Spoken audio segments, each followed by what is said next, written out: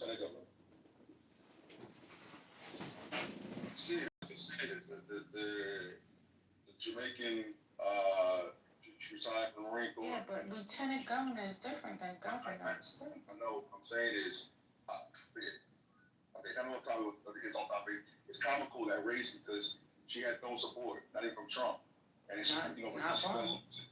But now all of a sudden she wanted the black support when she's never been black. Candidate Congress. This is Lieutenant John Kitover running in the 16th district. We are here in Springfield. No, we had this discussion earlier. CEO said because she dragged him in 2022. That's why he didn't endorse her.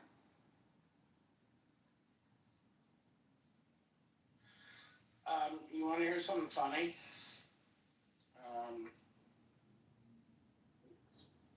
Dick Cheney said, "Ooh, he kicked me. Ooh."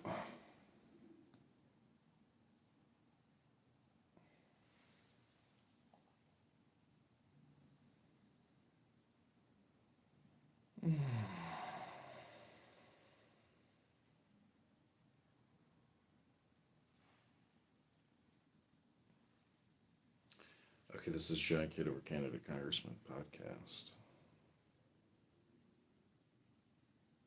Just gonna get these two right here. Aiken is back. Welcome, Aiken. Aiken love. Aiken. The hard work that you feel is paid for today.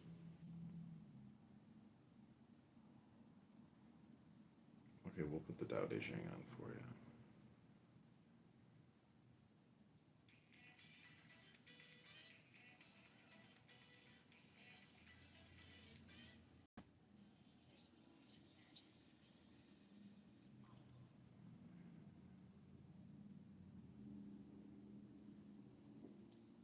Tao Te Ching can be true. She has let go of herself. She is perfectly fulfilled. 8. The supreme good is like water, which nourishes all things without trying to. It is content with the low places that people disdain. Thus, it is like the Tao. In dwelling, live close to the ground. In thinking, keep to the simple.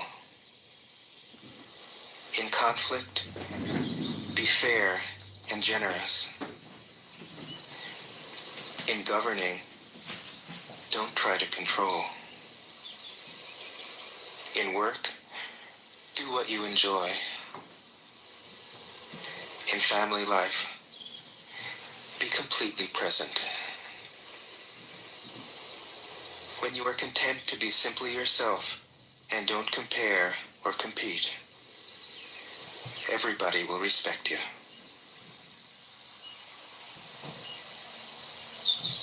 9. Fill your bowl to the brim, and it will spill. Keep sharpening your knife, and it will blunt. Chase after money and security, and your heart will never unclench. Care about people's approval, and you will be their prisoner. Do your work, then step back. The only path to serenity. 10. Can you coax your mind from its wandering and keep to the original oneness? Can you let your body become supple as a newborn child's? Can you cleanse your inner vision until you see nothing but the light? Can you love people and lead them without imposing your will? Can you deal with the most vital matters by letting events take their course? Can you step back from your own mind and thus understand all things? Giving birth and nourishing, having without possessing, acting with no expectations, leading and not trying to control. This is the supreme virtue.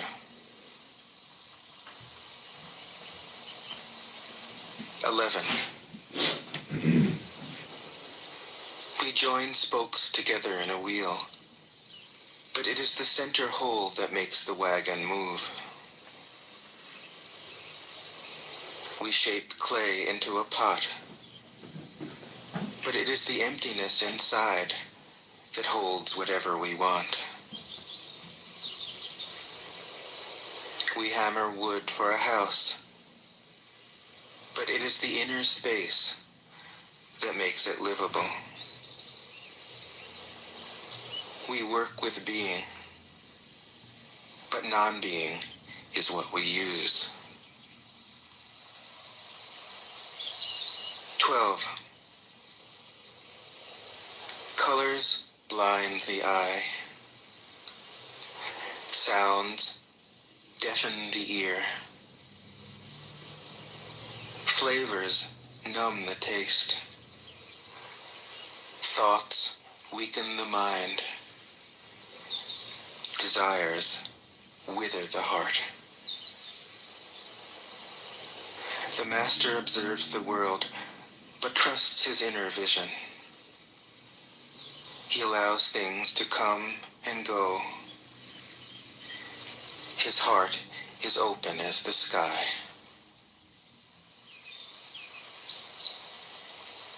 13. Success is as dangerous as failure. Hope is as hollow as fear. What does it mean that success is as dangerous as failure? Whether you go up the ladder or down it, your position is shaky. When you stand with your 2 feet on the ground, you will always keep your balance. What does it mean that hope is as hollow as fear? Hope and fear are both phantoms that arise from thinking of the self. When we don't see the self as self, what do we have to fear? See the world as yourself. Have faith in the way things are. Love the world as yourself. Then you can care for all things. 14. Look, and it can't be seen. Listen, and it can't be heard. Reach, and it can't be grasped. Above, it isn't bright. Below, it isn't dark. Seamless, unnameable, it returns to the realm of nothing. Form that includes all forms. Image without an image. Subtle, beyond all conception. Approach it, and there is no beginning. Follow it, and there is no end. You can't know it, but you can be it. at ease in your own life. Just realize where you come from. This is the essence of wisdom. 15. The ancient masters were profound and subtle. Their wisdom was unfathomable. There is no way to describe it. All we can describe is their appearance. They were careful as someone crossing an iced-over stream, alert as a warrior in enemy territory, courteous as a guest, fluid as melting ice, shapeable as a block of wood, receptive as a valley, clear as a glass of water. Do you have the patience to wait till your mud settles and the water is clear? Can you remain unmoving till the right action arises by itself? The master doesn't seek fulfillment. Not seeking, not expecting. She is present and can welcome all things. 16. Empty your mind of all thoughts. Let your heart be at peace. Watch the turmoil of beings, but contemplate their return. Each separate being in the universe returns to the common source. Returning to the source is serenity. If you don't realize the source, you stumble in confusion and sorrow. When you realize where you come from, you naturally become tolerant, disinterested, amused, kind-hearted as a grandmother, dignified as a king. Immersed in the wonder of the Tao, you can deal with whatever life brings you.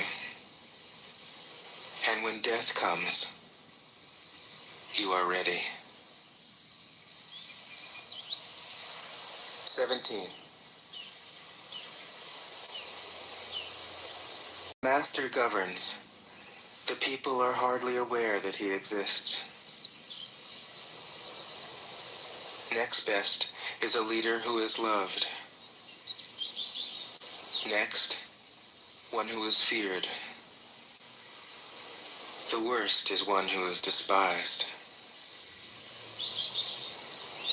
If you don't trust the people, you make them untrustworthy. The master doesn't talk, he acts. When his work is done, the people say, "Amazing, we did it, all by ourselves." 18. When the great Tao is forgotten, goodness and piety appear. When the body's intelligence declines, cleverness and knowledge step forth. When there is no peace in the family, filial piety begins. When the country falls into chaos, patriotism is born. 19. Throw away holiness and wisdom, and people will be 100 times happier. Throw away morality and justice, and people will do the right thing. Throw away industry and profit, and there won't be any thieves. If these three aren't enough, just stay at the center of the circle and let all things take their course. 20. Stop thinking and end your problems. What difference between yes and no? What difference between success and failure? Must you value what others value? Avoid what others avoid? How ridiculous. Other people are excited, as though they were at a parade. I alone don't care. I alone am expressionless, like an infant before it can smile. Other people have what they need. I alone possess nothing. I alone drift about like someone without a home. I am like an idiot. My mind is so empty. Other people are. I alone am dark. Other people are sharp. I alone am dull. Other people have a purpose. I alone don't know. I drift like a wave on the ocean. I blow as aimless as the wind. I am different from ordinary people. I drink from the Great Mother's breasts. 21. The Master keeps her mind always at one with the Tao. That is what gives her her radiance. The Tao is ungraspable. How can her mind be at one with it? Because she doesn't cling to ideas. The Tao is dark and unfathomable. How can it make her radiant? Because she lets it. Since before time and space were, the Tao is. It is beyond is and is not. How do I know this is true? I look inside myself and see.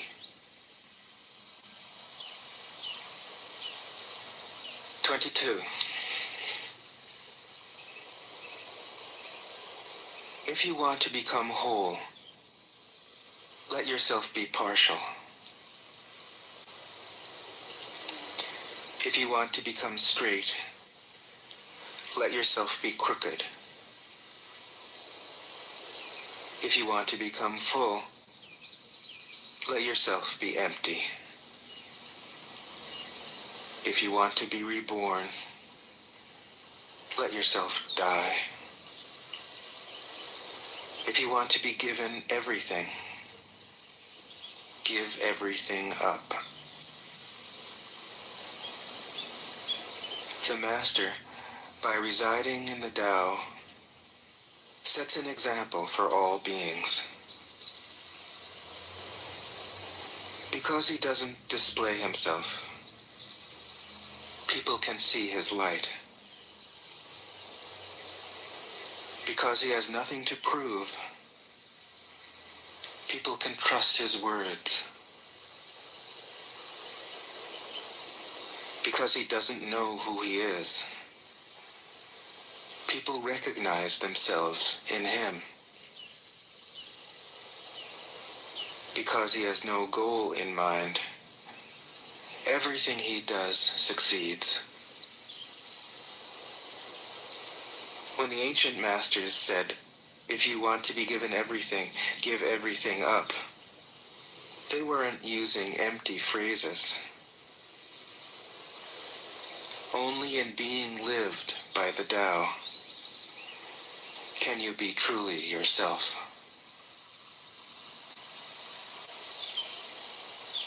'23. Express yourself completely, then keep quiet. Be like the forces of nature. When it blows, there is only wind. When it rains, there is only rain.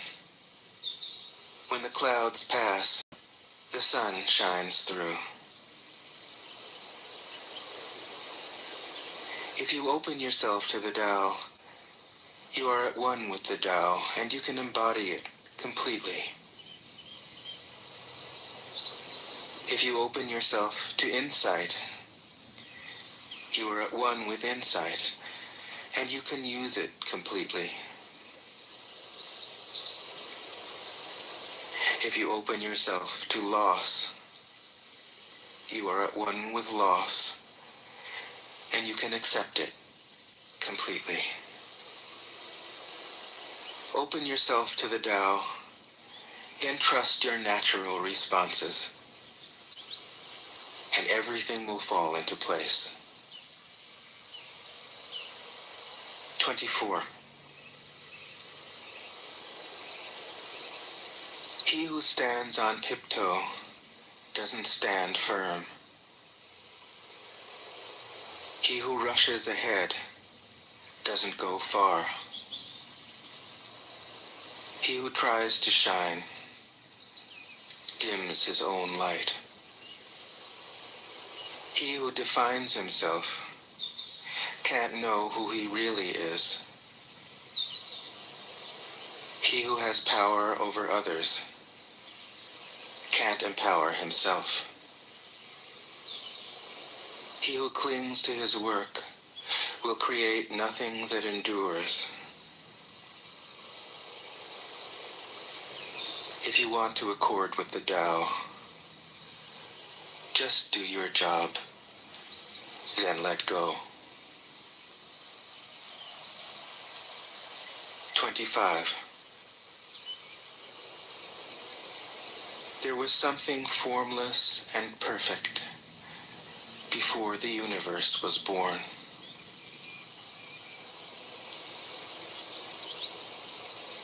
It is serene,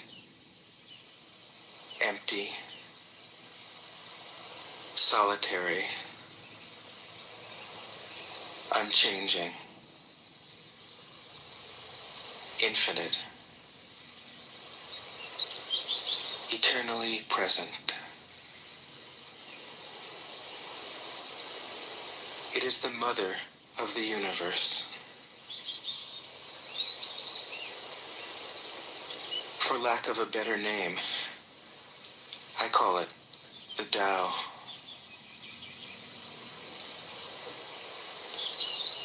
It flows through all things, inside and outside, and returns to the origin of all things.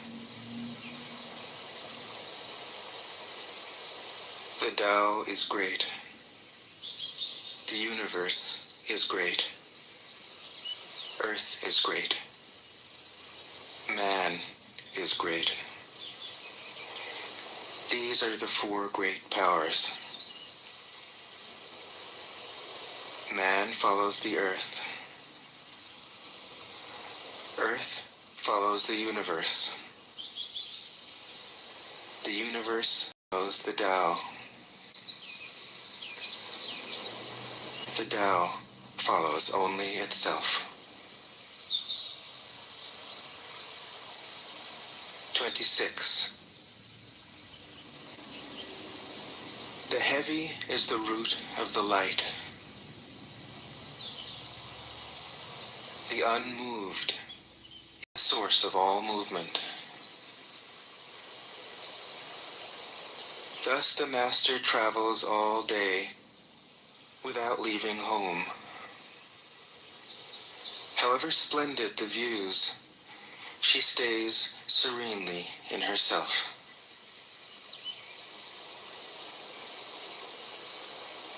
Why should the lord of the country flit about like a fool?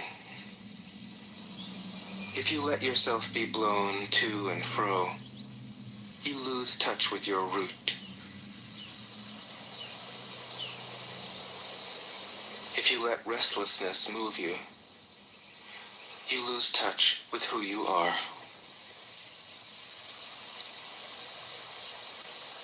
"27. A good traveler has no fixed plans and is not intent upon arriving. A good artist lets his intuition lead him wherever it wants. A good scientist has freed himself of concepts and keeps his mind open to what is. Thus the master is available to all people and doesn't reject anyone.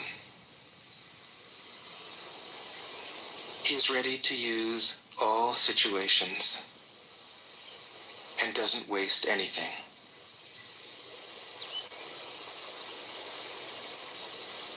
This is called embodying the light. What is a good man but a bad man's teacher? What is a bad man but a good man's job? If you don't understand this, you will get lost, however intelligent you are. It is the great secret.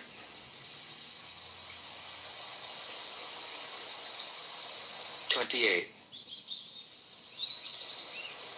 Know the male, yet keep to the female. Receive the world in your arms.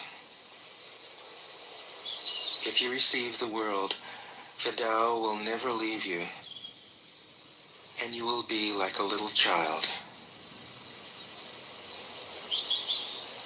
Know the white, yet keep to the black. Be a pattern for the world.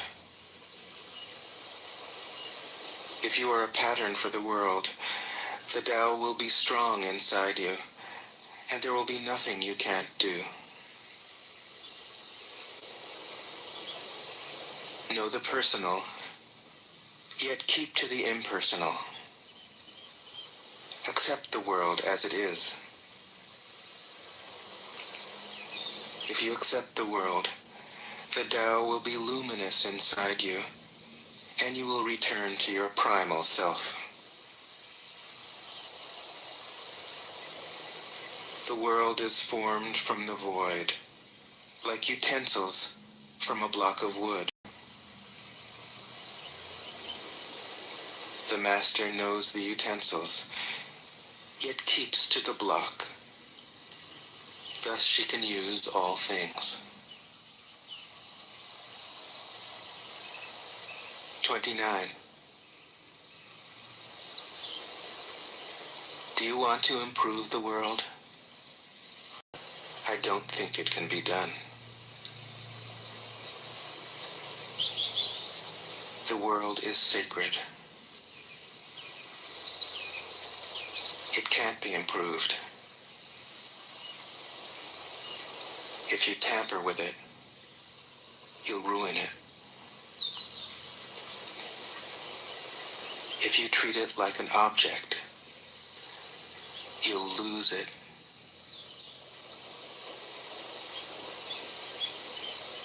There's a time for being ahead, a time for being behind, a time for being in motion, a time for being at rest, a time for being vigorous, a time time for being exhausted, a time for being safe, a time for being in danger. The Master sees things as they are, without trying to control them. She lets them go their own way and resides at the center of the circle. 30. Whoever relies on the Tao in governing men doesn't try to force issues or defeat enemies by force of arms. For every force, there is a counterforce. Violence, even well-intentioned, always rebounds upon oneself. The Master does his job and then stops. He understands that the universe is forever out of control, and that trying to dominate events goes against the current of the Tao. Because he believes in himself, he doesn't try to convince others. Because he is content with himself, he doesn't need others' approval. Because he accepts himself, the whole world accepts him. 31. Weapons are the tools of violence. All decent men detest them. Weapons are the tools of fear. A decent man will avoid them, except in the direst necessity, and if compelled, will use them only with the utmost restraint. Peace is his highest value. If the peace has been shattered, how can he be content? His enemies are not demons, but human beings like himself. He doesn't wish them personal harm, nor does he rejoice in victory. How could he rejoice in victory and delight in the slaughter of men? He enters a battle gravely, with sorrow, and with great compassion, as if he were attending a funeral. 32. The Tao can't be perceived. Smaller than an electron, it contains uncountable galaxies. If powerful men and women could remain centered in the Tao, all things would be in harmony. The world would become a paradise. All people would be at peace, and the law would be written in their hearts. When you have names and forms, know that they are provisional. When you have institutions, know where their functions should end. Knowing when to stop, you can avoid any danger.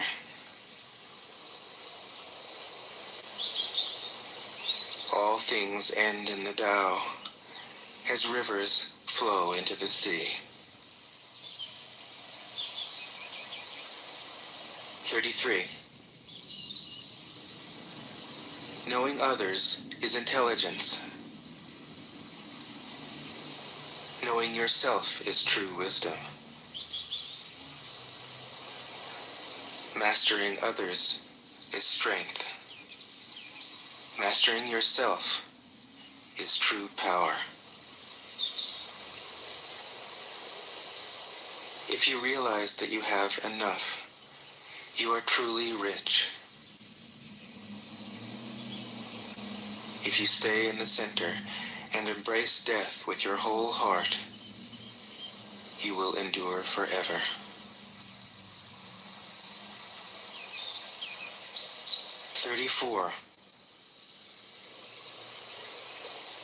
The great Tao flows everywhere. All things are born from it, yet it doesn't create them. It pours itself into its work, yet it makes no claim. It nourishes infinite worlds, yet it doesn't hold on to them. Since it is merged with all things and hidden in their hearts, it can be called humble. Since all things vanish into it, and it alone endures, it can be called great.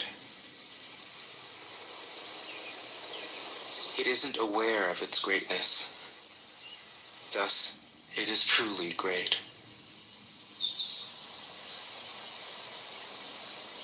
35. She who is centered in the Tao can go where she wishes without danger. She perceives the universal harmony, even amid great pain, because she has found peace in her heart.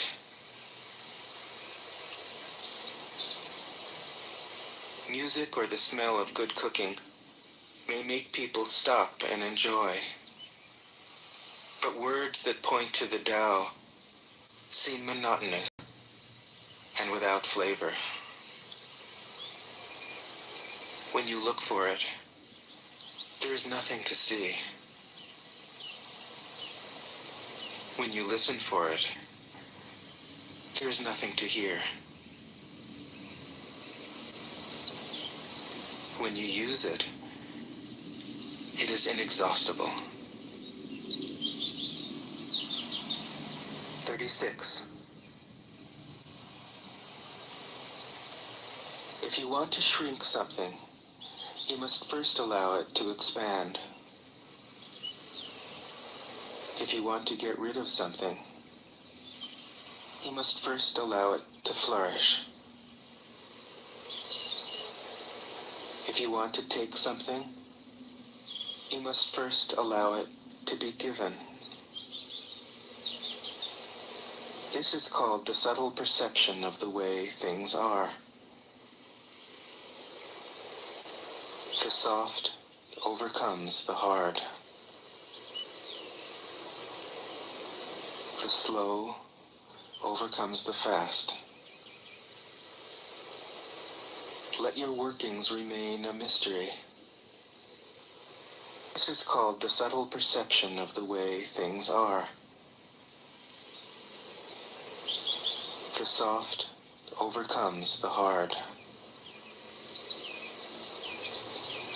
The slow overcomes the fast. Let your workings remain a mystery. Just show people the results.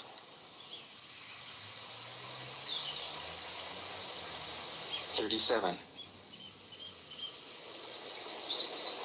The Tao never does anything, yet through it all things are done. If powerful men and women could center themselves in it, the whole world would be transformed by itself in its natural rhythms. People would be content with their simple, everyday lives, in harmony and free of desire. When there is no desire, all things are at peace. 38. The master doesn't try to be powerful. Thus, he is truly powerful. The ordinary man keeps reaching for power. Thus, he never has enough. The master does nothing, yet he leaves nothing undone. The ordinary man is always doing things, yet many more are left to be done. The kind man does something, yet something remains undone. The just man does something, and leaves many things to be done. The moral man does something, and when no one responds, he rolls up his sleeves and uses force.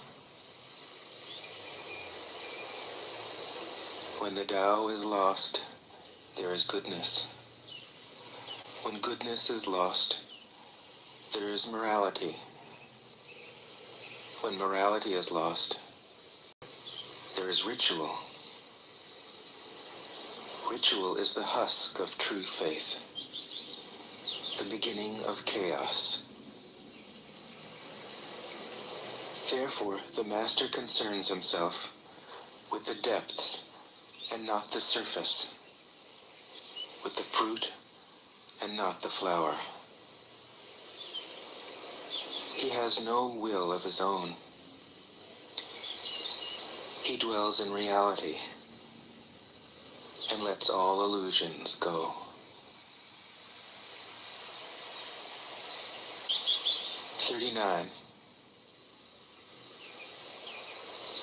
In harmony with the Tao, the sky is clear and spacious. The earth is solid and full. All creatures flourish together, content with the way they are, endlessly repeating themselves, endlessly renewed. When man interferes with the Tao, the sky becomes filthy, the earth becomes depleted, the equilibrium crumbles, creatures become extinct. The master views the parts with compassion because he understands the whole. His constant practice is humility. He doesn't glitter like a jewel, but lets himself be shaped by the Tao, as rugged and common as a stone. 40. Return is the movement of the Tao. Yielding is the way of the Tao. All things are born of being. Being is born of non-being.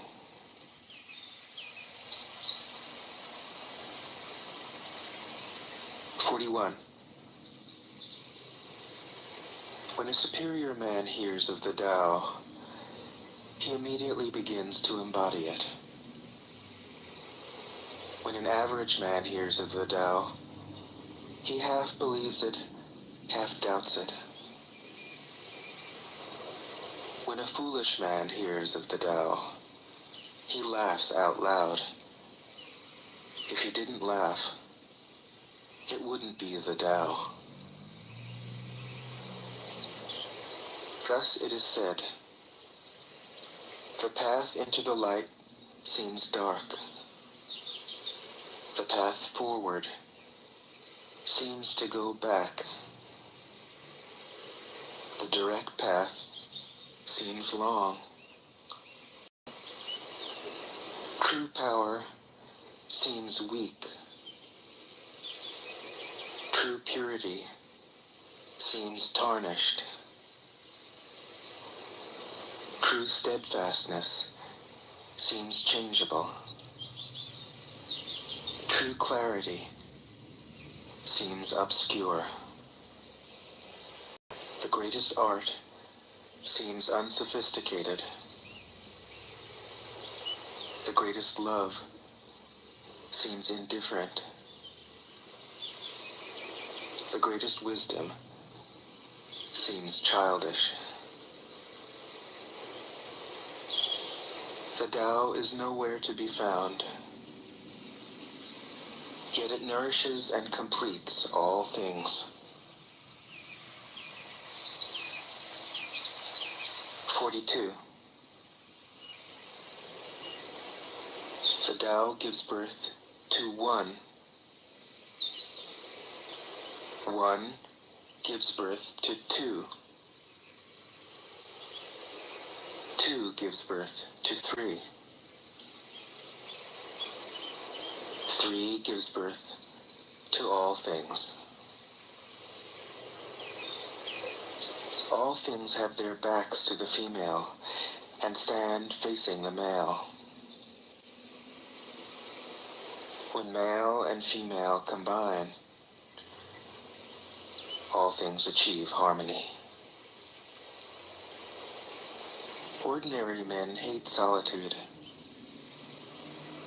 but the Master makes use of it, embracing his aloneness, realizing he is one with the whole universe. 43. The gentlest thing in the world overcomes the hardest thing in the world. That which has no substance enters where there is no space. This shows the value of non-action. Teaching without words, performing without actions. That is the Master's way. 44. Fame or integrity, which is more important? Money or happiness, which is more valuable? Success or failure, which is more destructive? If you look to others for fulfillment, you will never truly be fulfilled. If your happiness depends on money, you will never be happy with yourself. Be content with what you have. Rejoice in the way things are. When you realize there is nothing lacking, the whole world belongs to you. 45. True perfection seems imperfect, yet it is perfectly itself. True fullness seems empty, yet it is fully present. True straightness seems crooked. True wisdom seems foolish. True art seems artless. Master allows things to happen. She shapes events as they come. She steps out of the way and lets the Tao speak for itself. 46. When a country is in harmony with the Tao, the factories make trucks and tractors. When a country goes counter to the Tao, warheads are stockpiled outside the cities. There is no greater illusion than fear, no greater wrong than preparing to defend yourself. no greater misfortune than having an enemy. Whoever can see through all fear will always be safe.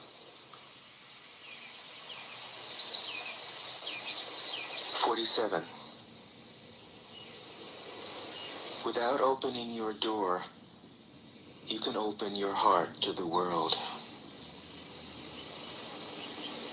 Without looking out your window, you can see the essence of the Tao. The more you know, the less you understand.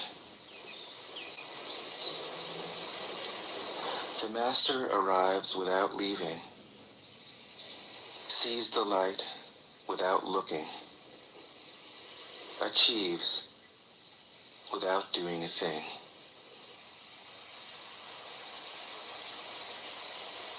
48. In the pursuit of knowledge, every day something is added. In the practice of the Tao, every day something is dropped. Less and less do you need to force things, until finally you arrive at non-action. When nothing is done, nothing is left undone.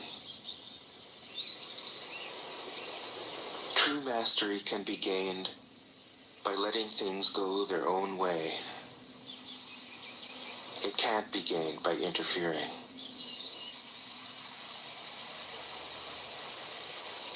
49. The Master has no mind of her own. She works with the mind of the people. She is good to people who are good. She's also good to people who aren't good. This is true goodness. She trusts people who are trustworthy. She also trusts people who aren't trustworthy. This is true trust.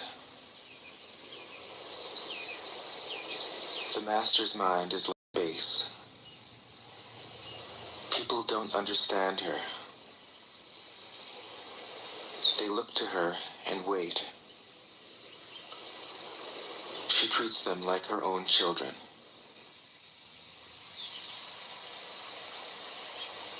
50. The Master gives himself up to whatever moment brings. He knows that he is going to die, and he has nothing left to hold on to. No illusions in his mind, no resistances in his body. He doesn't think about his actions. They flow from the core of his being. He holds nothing back from life. Therefore, he is ready for death, as a man is ready for sleep after a good day's work. 51. Every being in the universe is an expression of the Tao. It springs into existence, unconscious, perfect, free, takes on a physical body, lets circumstances complete it. That is why every being spontaneously honors the Tao.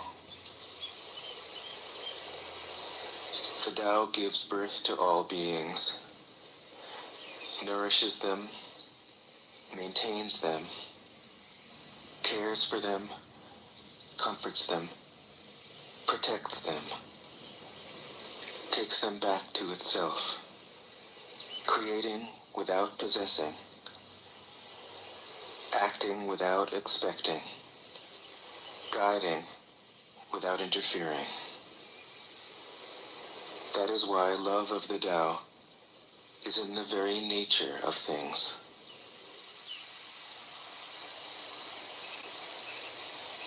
"52. In the beginning was the Tao. All things issue from it. All things return to it. To find the origin, trace back the manifestations. When you recognize the children and find the mother, you will be free of sorrow. If you close your mind in judgments and traffic with desires, your heart will be troubled. If you keep your mind from judging and aren't led by the senses, your heart will find peace. Seeing into darkness is clarity. Knowing how to yield is strength. Use your own light and return to the source of light. This is called practicing eternity. 53. The great way is easy, yet people prefer the side paths. Be aware when things are out of balance. Stay centered within the Tao. When rich speculators prosper, while farmers lose their land. When government officials spend money on weapons instead of cures. When the upper class is extravagant and irresponsible, while the poor have nowhere to turn. All this is robbery and chaos. It is not in keeping with the Tao. 54. Whoever is planted in the Tao will not be rooted up. Whoever embraces the Tao will not slip away. Her name will be held in honor from generation to generation. Let the Tao be present in your life, and you will become genuine. Let it be present in your family, and your family will flourish. Let it be present in your country, and your country will be an example to all countries in the world. Let it be present in the universe, and the universe will sing. How do I know this is true? By looking inside myself. 55. He who is in harmony with the Tao is like a newborn child.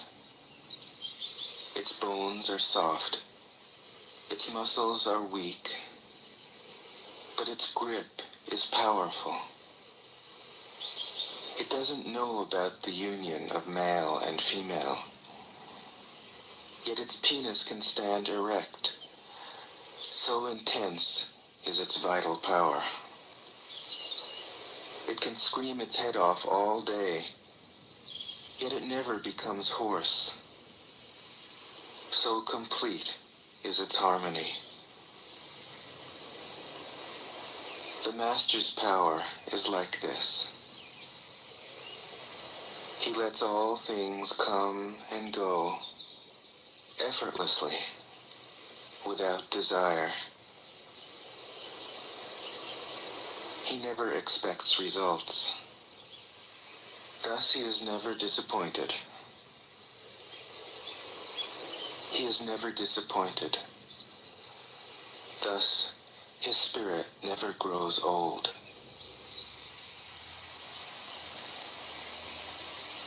56. Those who know don't talk. Those who talk don't know. Close your mouth. Block off your senses. Blunt your sharpness. Untie your knots. Soften your glare. Settle your dust. This is the primal identity. Be like the Tao. It can't be approached or withdrawn from, benefited or harmed, on or brought into disgrace. It gives itself up continually. That is why it endures. 57. If you want to be a great leader, you must learn to follow the Tao. Stop trying to control. Let go of fixed plans and concepts, and the world will govern itself. The more prohibitions you have, the less virtuous people will be. The more weapons you have, the less secure people will be. The more subsidies you have, the less self-reliant people will be. Therefore, the Master says, I let go of the law, and people become honest. I let go of economics, and people become prosperous. I let go of religion, and people become serene. I let go of all desire for the common good, and the good becomes common as grass. 58. If a country is governed with tolerance, the people are comfortable and honest. If a country is governed with repression, the people are depressed and crafty. When the will to power is in charge, the higher the ideals, the lower the results. Try to make people happy, and you lay the groundwork for misery. Try to make people moral, and you lay the groundwork for vice. Thus the Master is content to serve as an example and not to impose her will. She is pointed, but doesn't pierce. Straightforward, but supple. Radiant, but easy on the eyes. 59. For governing a country well, there is nothing better than moderation. The mark of a moderate man is freedom from his own ideas. Tolerant like the sky, all-pervading like sunlight, firm like a mountain, supple like a tree in the wind. He has no destination in view, and makes use of anything life happens to bring his way. Nothing is impossible for him. Because he has let go, he can care for the people's welfare, as a mother cares for her child.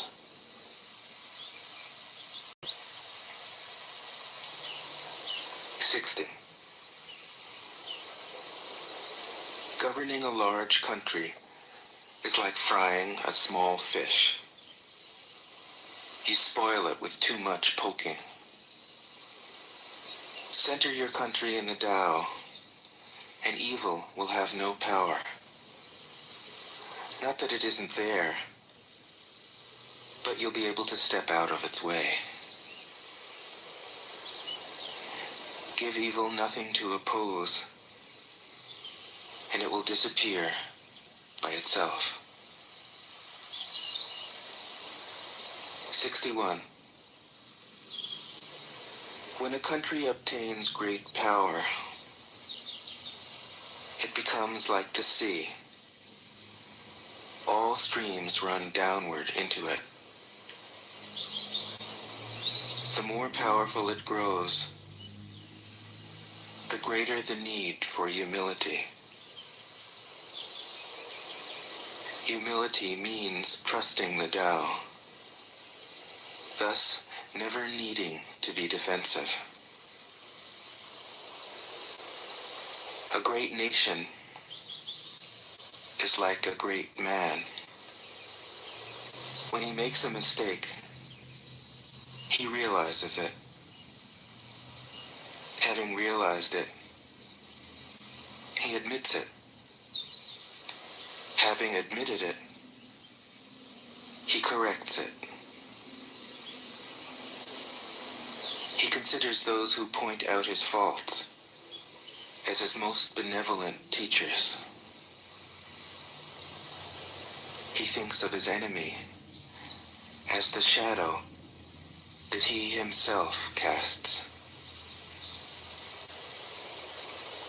If a nation is centered in the Tao, if it nourishes its own people and doesn't meddle in the affairs of others, it will be a light to all nations in the world. 62. The Tao is the center of the universe, the good man's treasure,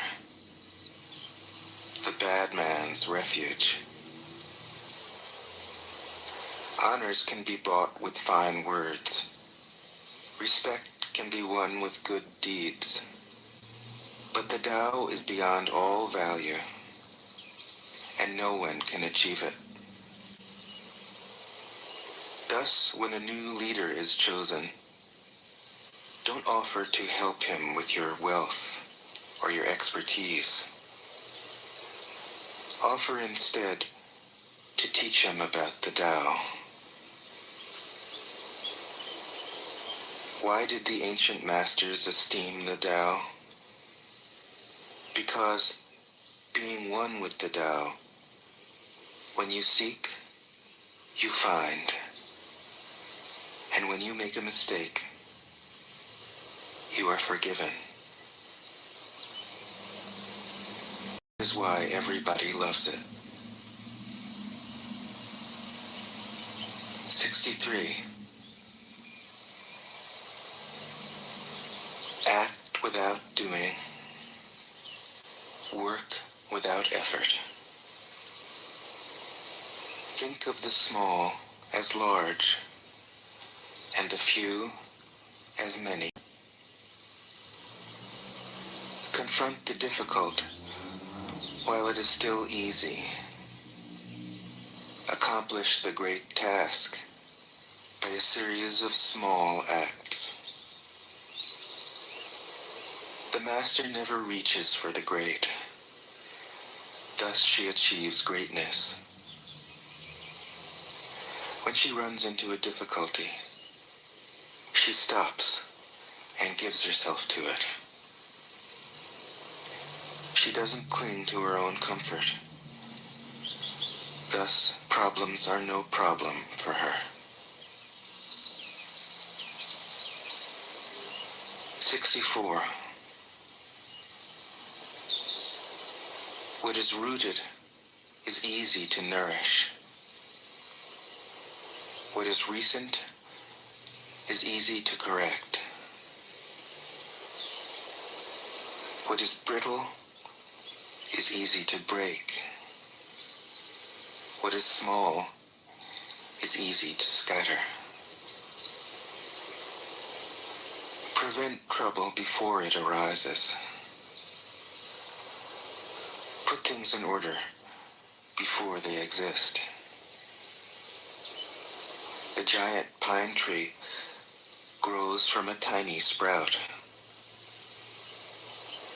The journey of 1,000 miles starts from beneath your feet. Rushing into action, you fail. Trying to grasp things, you lose them. Forcing a project to completion, you ruin what was almost ripe. Therefore, the master takes action by letting things take their course. He remains as calm at the end as at the beginning. He has nothing, thus has nothing to lose. What he desires is non-desire. What he learns is to unlearn. He simply reminds people of who they have always been. He cares about nothing but the Tao. Thus, he can care for all things. 65. The ancient masters didn't try to educate the people, but kindly taught them to not know.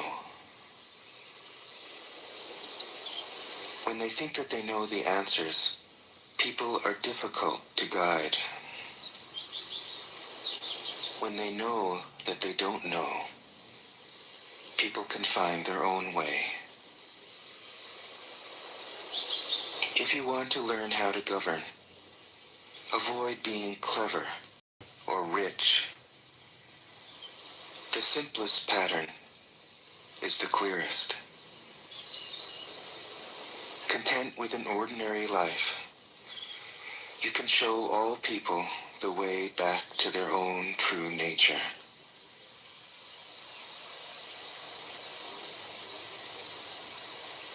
'66. All streams flow to the sea because it is lower than they are. Humility gives it its power.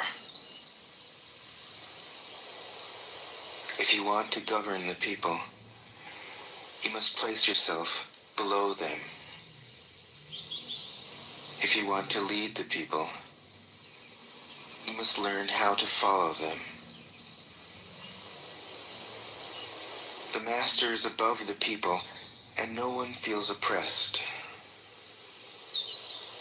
She goes ahead of the people, and no one feels manipulated. The whole world is grateful to her, because she competes with no one. No one can compete with her. 67. Some say that my teaching is nonsense. Others call it lofty, but impractical. But to those who have looked inside themselves, this nonsense makes perfect sense. And to those who put it into practice, this loftiness has roots that go deep. I have just 3 things to teach: simplicity, patience, compassion. These three are your greatest treasures. Simple in actions and in thoughts, you return to the source of being. Patient with both friends and enemies, you accord with the way things are. Compassionate toward yourself, you reconcile all beings in the world. 68. The best athlete wants his opponent at his best. The best general enters the mind of his enemy. The best businessman serves the communal good. The best leader follows the will of the people. All of them embody the virtue of non-competition. Not that they don't love to compete, but they do it in the spirit of play. In this, they are like children, and in harmony with the Tao. 69. The generals have a saying, rather than make the first move, it is better to wait and see. Rather than advance an inch, it is better to retreat a yard. This is called going forward without advancing, pushing back without using weapons. There's no greater misfortune than underestimating your enemy. Underestimating your enemy means thinking that he is evil. Thus, you destroy your three treasures and become an enemy yourself. When two great forces oppose each other, the victory will go to the one that knows how to yield.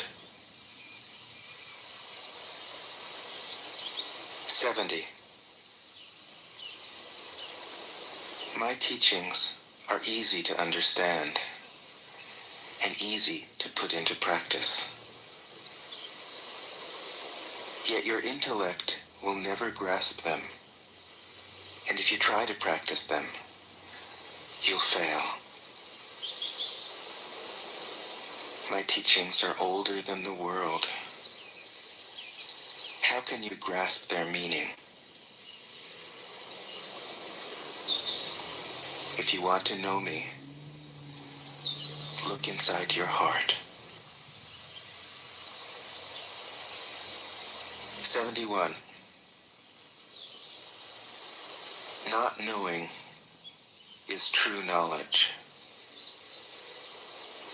Presuming to know is a disease. First realize that you are sick. Then you can move toward health. The master is her own physician. She has healed herself of all knowing. Thus, she is truly whole. 72. When they lose their sense of awe, people turn to religion.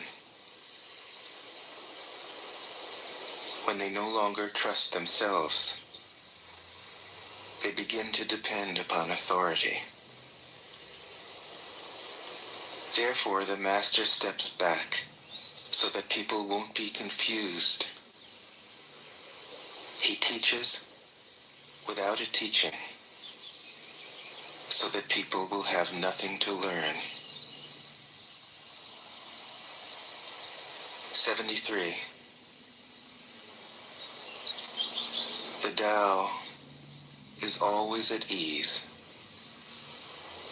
It overcomes without competing, answers without speaking a word, arrives without being summoned, accomplishes without a plan. Its net covers the whole universe, and though its meshes are wide, it doesn't let a thing slip through. 74. If you realize that all things change, there is nothing you will try to hold on to. If you aren't afraid of dying, there is nothing you can't achieve. Trying to control the future is like trying to take the master carpenter's place. When you handle the master carpenter's tools, chances are that you'll cut your hand. 75. When taxes are too high, people go hungry. When the government is too intrusive, people lose their spirit. Act for the people's benefit. Trust them. Leave them alone.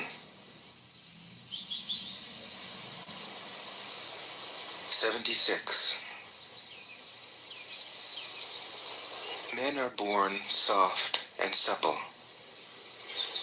Dead, they are stiff and hard. Plants are born tender and pliant. Dead, they are brittle and dry. Thus, whoever is stiff and inflexible is a disciple of death. Whoever is soft and yielding is a disciple of life. The hard and stiff will be broken. The soft and supple will prevail. 77. As it acts in the world, the Tao is like the bending of a bow. The top is bent downward. The bottom is bent up.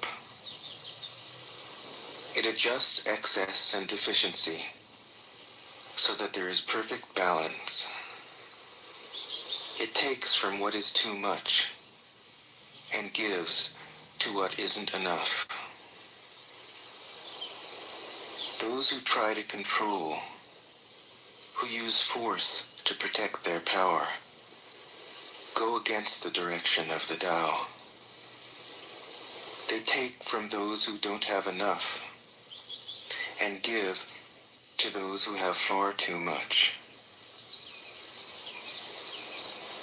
The Master can keep giving because there is no end to her wealth.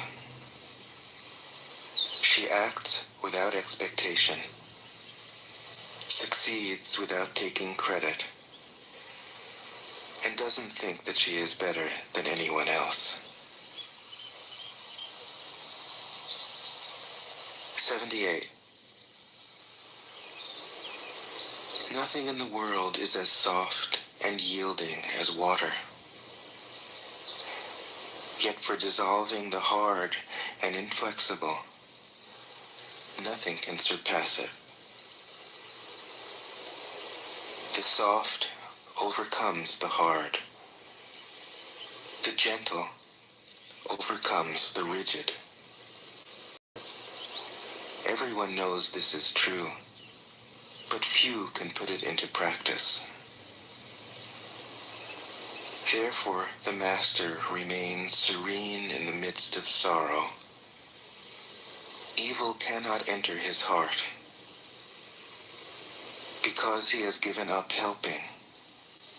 He is people's greatest help. True words seem paradoxical. 79. Failure is an opportunity. If you blame someone else, there is no end to the blame. Therefore, the master fulfills her own obligations and corrects her own mistakes. She does what she needs to do and demands nothing of others. 80. If a country is governed wisely, its inhabitants will be content.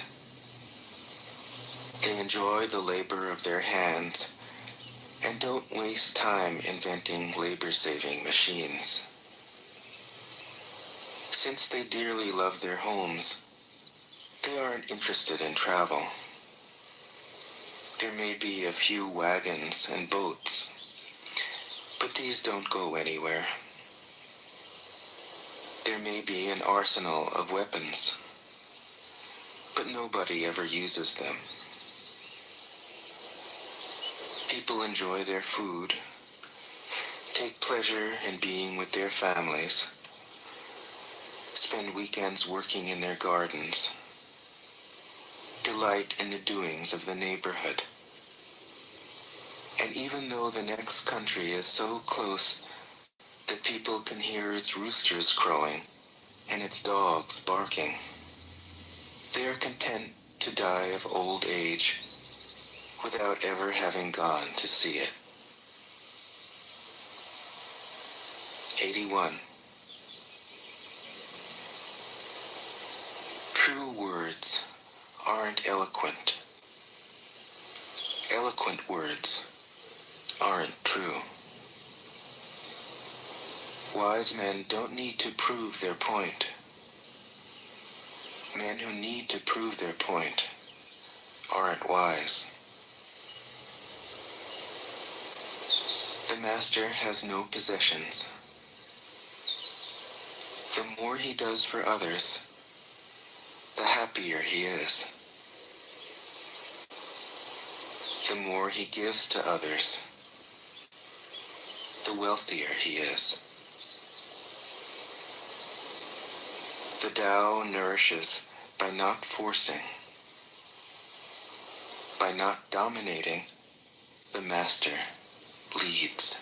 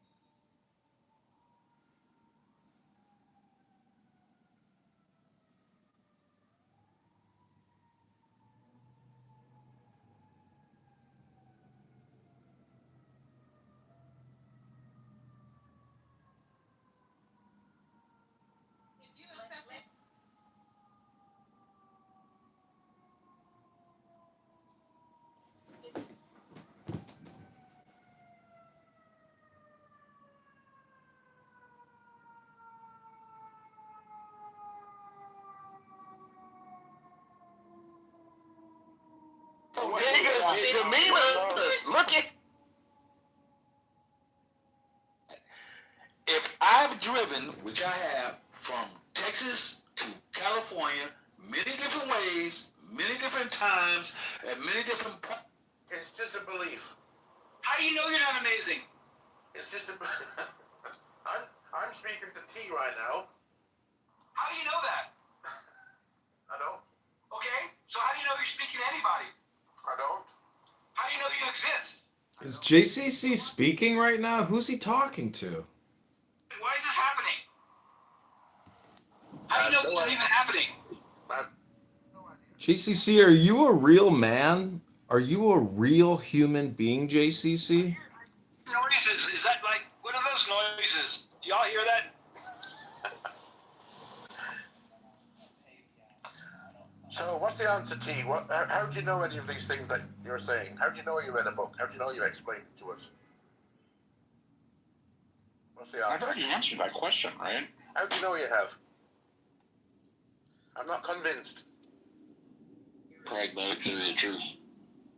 Pragmatic theory of truth. I don't understand your question beyond that. How do you know you don't understand my question? Okay, I'll The stop answer is now. not. The answer is not going to change. I will stop. I will stop now. Not that I don't. Not that I bother, but I don't want other people to be on board. Ruben, don't you understand? Atheists refuse to be in book clubs. They hate words, they hate books and concepts. They just want to deny, and basically play the antithesis or the opposite of a theist. That's what they want to do, is just say everything you think or all the words you know are basically not essential because it's all just imaginary. And therefore, we don't like the book club, so don't bring your book club around here. That's basically what they're saying. Are you speaking for atheists because you're an atheist, John? I'm trying to think about the perspective and the communication exchange between atheists and theists, because the position of an atheist is basically a negation or a nothingness. There's nothing there. So that's my opinion. I'm trying to make an observational analysis. But are you an atheist? Was the question. No, I believe in words and books and concepts. No, because I just don't know who you're referring to. The woman, JCC, whatever her name is, JCC. The woman with the long hair and that big ugly grin. Javan Construction Company. That's right.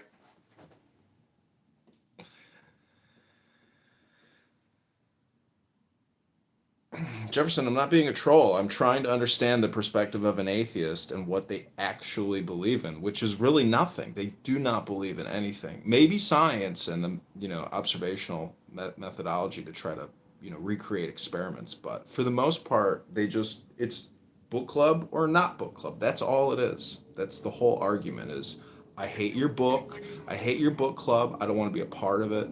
And I am also in a science fiction book club, but why is my science fiction book club not as cool as your Bible book club, basically? Vote for John Kitover. Vote for John Kitover. Please vote for John Kitover. I really think you should do some research on that so you're not so misinformed on it, John. All right, well, tell me what I should be looking up to become more well-informed. What atheists believe. Well, what do atheists believe? Just tell me. Subscribe and vote. Like, subscribe, and vote for John Kitover, everyone.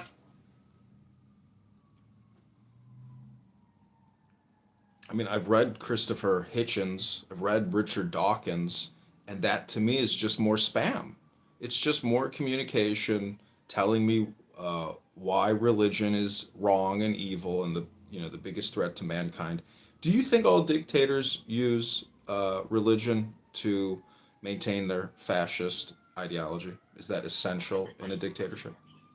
Actually, research what atheists believe, not like what talking heads say, right? Because those people are talking heads. They're not like representatives. I love the talking heads. You may find yourself in a shotgun shack. And you may find yourself living in a beautiful house with a beautiful wife. And you may ask yourself, how did I get here? It's just if you listen to the talking heads, not the band talking heads, which I love, by the way. Letting the days go by. It's just you're going to get the wrong impression because you're going to lump in the baby with the bathwater. So wait, is JCC the bathwater, and is it dirty, or is he the baby?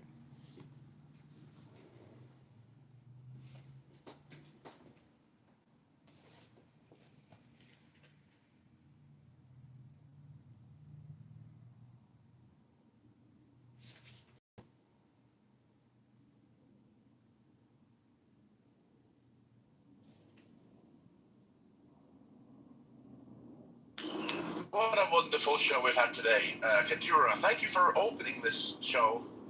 Very, very kind of you. You're really drawing the audience, don't you?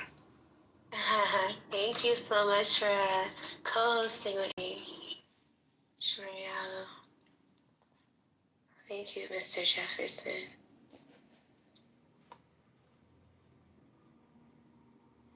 I mean, if you go look at the Romans and all the insane religious behavior that they were doing with Apollo and Mercury, in that regards, I can see why all theists or Christians or Jews or Muslims are essentially just full of shit, because if they're not open to the universal God as opposed to their one specific prophet or deity, they're trying to essentially spam you.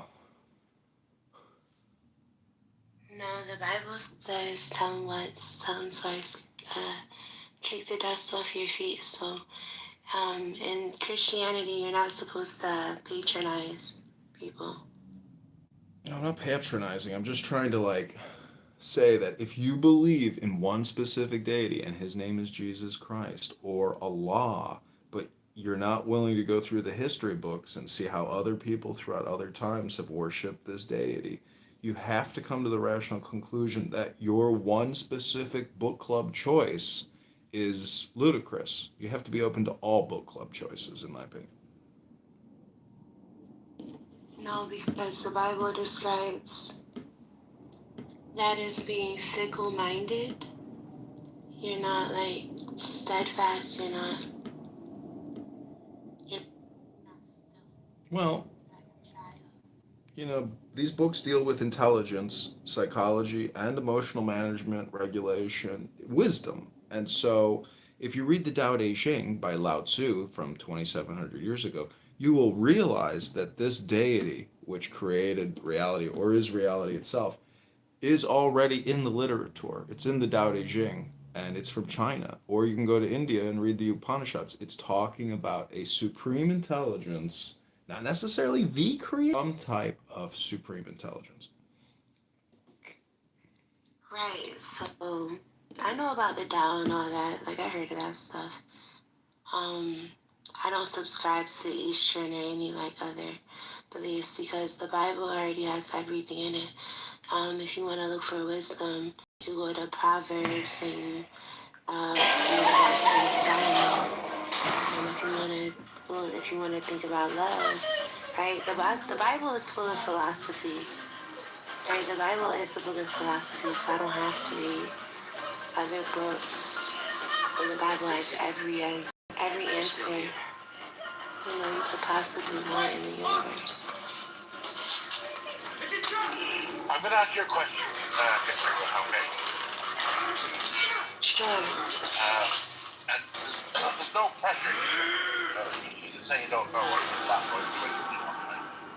So let's say I'm coming up to a traffic now, right? And I went through a green, but if it was red and I stopped at red, right? And I heard a honk, and I looked to my left, and it was the most beautiful, attractive woman I've ever seen, right? And she blew me a kiss. Okay. Now, if let's say I was a Christian, right? And I had a genuine question. What do I do in that situation? Do I ignore her? Do I blow her kiss back? Do I call the police? Do I shout at her? Do I all these things that I do? What does the Bible? What's the answer that the Bible gives me in that analogy? Stay away from her. Pardon? Just stay away from her. She's like a Lilith. She's a Jezebel. Where does it say that? What does that mean, though? Stay away from. Well, the Bible says, "He who finds a wife finds a good thing." So that means if she's actively searching, if she's actively searching for a man, then she's masculine because that's the man's job. Yeah, I don't. You sound like you're falling asleep, my friend. No, I'm not falling asleep. You sure? Mm-hmm. Okay. I just think I could think of thousands of questions that people say the Bible's answer. You know, like if another one then. If I was walking on the road and I saw a quarter on the road, can I pick it up? Am I allowed to? Should I leave it? Should I put an ad saying, I found this? Should I give it to the police? What should I do as a Christian? And I'm looking for the verse. I don't know. Yeah, I don't know either. I have no idea. I don't think the Bibles do answer questions. Do you know one thing that I would have thought that would have been in the Bibles? I'm speaking about the Torah as well. A complete comprehensive list of all vegetation that's poisonous or not. It seems to be like something from a Saw movie. Like you're put into this situation where you don't know really anything. No way. You I'm found not my speaking channel. about the New Testament. I'm speaking about the Torah. Well, it's not new anymore.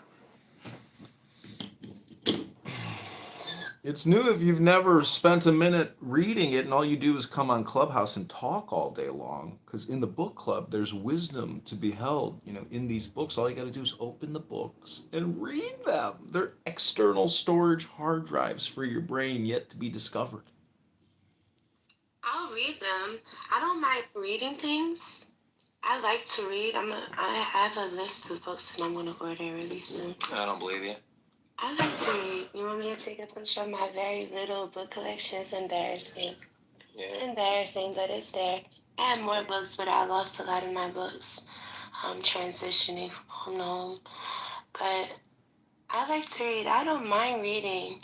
I call them occult books. I don't mind reading, but I would never. What does occult mean? Does that just mean hidden knowledge? What does that word mean, occult? Yeah, like esoteric hidden knowledge that is not of God. Now, I'm an esoteric, but I'm Christian.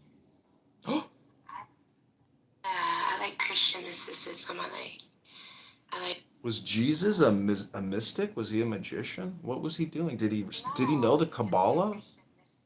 A Christian mystic, just like you can be a Jewish mystic, just like you can be an Islamic mystic. Can you be an atheist mystic? I don't know. JCC, can we get a ruling here? Honey, can you be an atheistic mystic? Yep. Well, Sam Harris is talking about, being like spiritual, he's talking about the importance of being spiritual. So if you understand mysticism as something spiritual, then yes. If I just take a deep breath.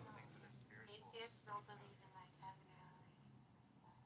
Yeah, if you think like spiritual things, like let's say I was paddleboarding, it was something That not a lot of people have done, right? But I'm doing it. And then I have some mystical experience with some like pilot whales or something. And then I dive into the ocean and I get to the cooler water below, right? And then I see some orcas pop up, and then I watch one attack a great white shark in front of me, and I come up. I could claim that was a spiritual. I could claim that's a spiritual experience, right? And no one would be able to tell me that it's not. And if you want to tell me that it's not, you'd have to explain yourself. What do you think Sam Harris means when he says that, that spirituality is important for everybody to have? What do you think he means by that? I don't know. What did he say? He was saying he was talking about the importance of spirituality. I don't know, man. I mean, you'd have to, like, I'm not reading Sam Harris. I mean, why don't you explain it to us? What do you think? Well, he's like really smart. You know what I'm saying? Yeah, he is. Sam Harris is awesome. Apparently, he's really smart. So he is. He's telling basically even atheists, right? They should Listen have to this. This is spiritual so understanding about stuff, and that they need to engage in sort of spirituality, healing, and stuff. Just referring to. I was just trying to understand what he meant by that. I'm trying to answer your question. I think he's just referring to a general concern for the human condition. That's all he means by it. What did you read it or something, or do you think that, based on your understanding with him, that's what he was talking about? I didn't read like those exact words. It's just my understanding from reading him.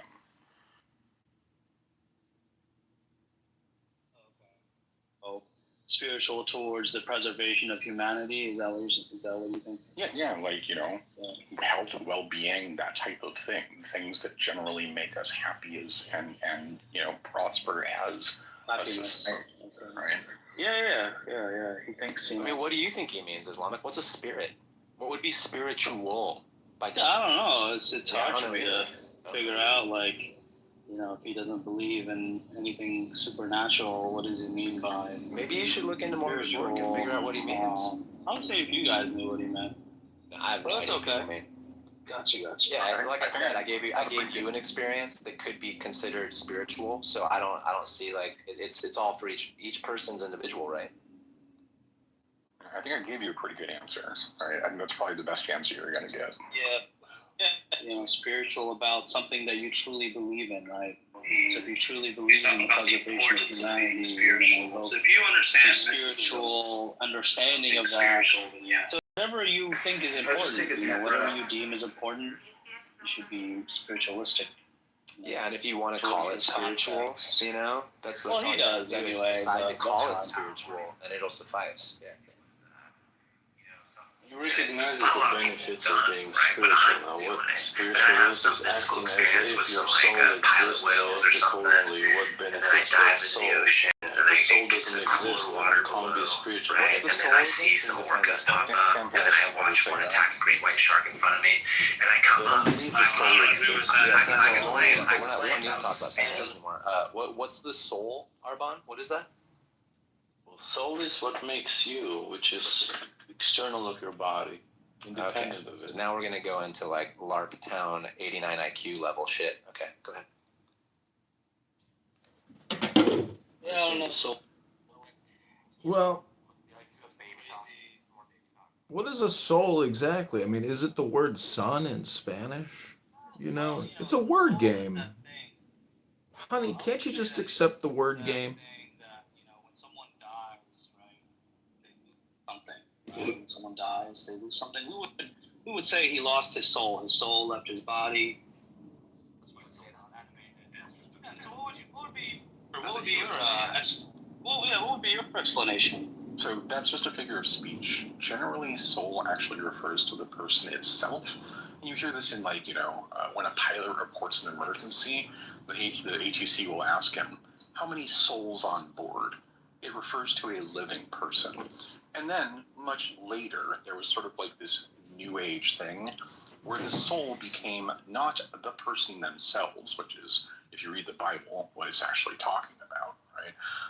But instead, the thing which animates the person or is external to the person. Yeah. It's a very recent invention. That's what I said, man. What is wrong with you? Yeah, I'm telling you, it's a very recent invention as far as our language goes. Somebody step on the dock. You agree that the person who dies, something of him is lost. What you mean, like his metabolistic processes? Sure. Right? Oh, is that all? Metabolistic no, that's not all, right? Separation is not like other things like, his heartbeat, respiration, things like that. There's a lot that gets lost, right? I see. So, I guess you believe that after we die, since there is no soul in the way that we mean it, it's just, you become dust and bones. I haven't heard how you mean it.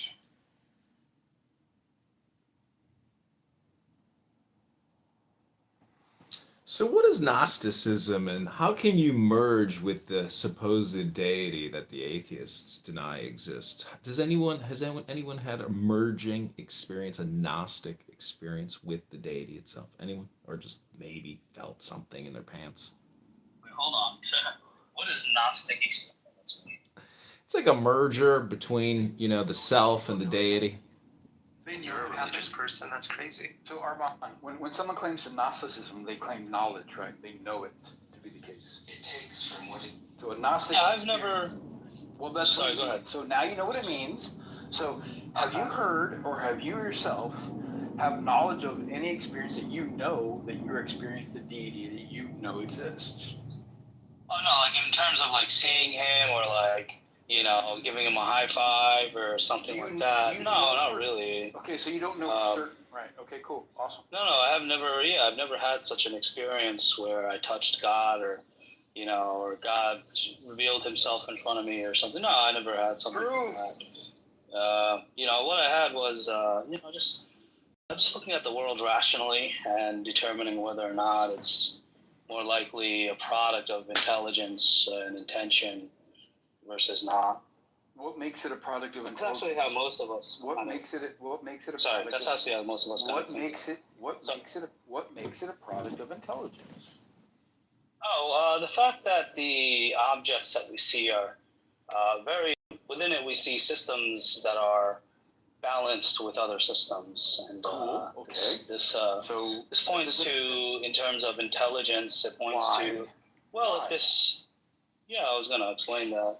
So, like, for example, if I open up a car engine and kind of investigate it, I'll see that, you know, whoever put this together. One second, let me just finish my answer if I could. Your analogy of a car engine. Can I just finish my? Can I just finish my answer? I've heard this before. It's a watchmaker. Oh, can I just finish my answer? Go ahead. Go ahead. Thank you. I appreciate that. So we'll look at that and we'll think to ourselves that, you know, whoever put this together had some understanding of how combustion works. Yeah, because we know humans know. Had some understanding. Yeah, because humans design things. Yeah. Well, I'm not making an argument here. I'm not. Humans Hold on. design things and build things. Just hold on. We're gonna get your point. So basically, what we have here is, you know, we have evidence that, you know, whoever put this together has some kind of intelligence, has an understanding of concepts such as combustion, such as weight, such as material. He understands material science. He understands material science because if the materials were different, like for example, if the engine was made out of wood or something of that nature, that it would fail, and you know, so this is the evidence that I'm showing. So this is the evidence that I'm suggesting. But anyway, go ahead, man. That's not Arbonne. It's Islamic, dude. Yeah. No, I thought it was Armand. Did I answer you? No, it's Islamic. That's why he's doing this. He's just a fucking nut job, dude. Are you familiar with the sharpshooter fallacy? Armand was off mute, so I'm confused, right? So Islamic. So you're using the argument from intelligent design because you understand that it takes a thinking agent to make things that don't come about naturally, right? And then you look at the universe. What do you come about naturally? What does that mean? Hello. I let you blow. You know what? Have a great day, Islamic. You're going to interrupt me nonstop because you're a hypocrite. JCC. Just you're a fucking hypocrite. You must. Are you familiar with the sharpshooter fallacy? Yeah. So the point is, like, you're arguing for things that we agree. Yes, there must be a thinking agent to make a watch. Cool. That doesn't entail just because you see something complex. Therefore, it entails there must be a thinking agent behind that as well, right? That's a mistake. That's an argument from incredulity. Well, it's also the sharpshooter fallacy. Well, it would seem that. Hold on just 1 second. It's also the sharpshooter. I thought he was asking me. I thought I was answering his question. Hold on just 1 second. It's also you want to interrupt me? Go ahead. No, I know. I'm trying to. Islamic is horrible. Notice he said nothing.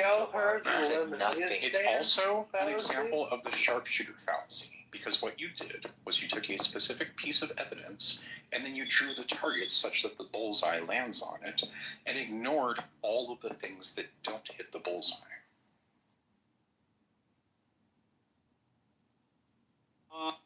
No, what I did was I looked at reality and I realized that whenever you have systems balanced with other systems, the most rational explanation is that someone balanced it. Which would require intelligence. What's the argument for that? So No, I'm just making an inference, right? I know. What is the argument for the inference, please?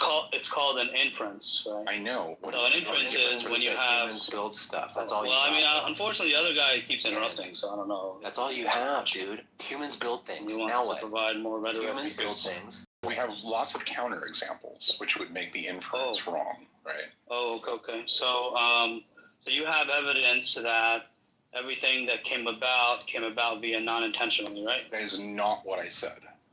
Oh, what I said was, hold on. What I said was, and I prefer that you don't put words in my mouth.